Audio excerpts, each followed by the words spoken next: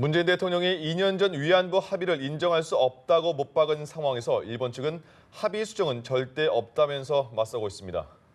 이런 상황에서 우리 정부의 출구 전략은 어떤 것들이 있을까요? 이봉석 기자가 보도합니다. 한일 위안부 합의 TF의 결과 보고서를 받아든 문재인 대통령은 박근혜 정부에서 체결된 합의를 인정할 수 없다고 밝혔습니다. 양국 정상의 추인을 거친 정부 간의 공식적 약속이라는 부담에도 불구하고 저는 대통령으로서 국민과 함께 이 합의로 위안부 문제가 해결될 수 없다는 점을 다시금 분명히 밝힙니다. 문 대통령은 피해자 중심과 국민과 함께하는 외교라는 원칙 아래 조속한 후속 조치 마련을 지시했습니다. 그러나 강력히 반발하는 일본의 태도를 고려하면 우리 정부가 가진 선택지 가운데 재협상과 합의 보완은 일본이 응하지 않을 가능성이 큽니다.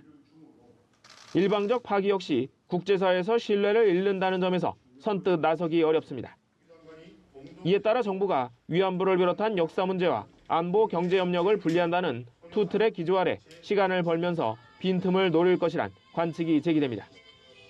특히 내년엔 한일 간 파트너십의 새 청사진을 제시한 김대중 오부치 선언 20주년을 맞아 한일 정상회담이 기대되는 만큼 기회가 생길 가능성이 있습니다.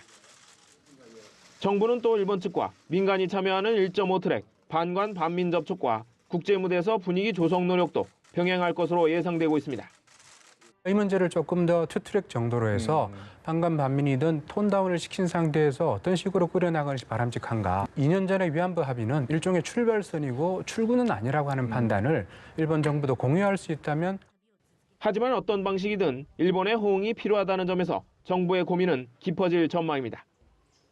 정부가 어떤 뾰족한 수를 내놓을지 주목됩니다. 연합뉴스TV 이봉석입니다.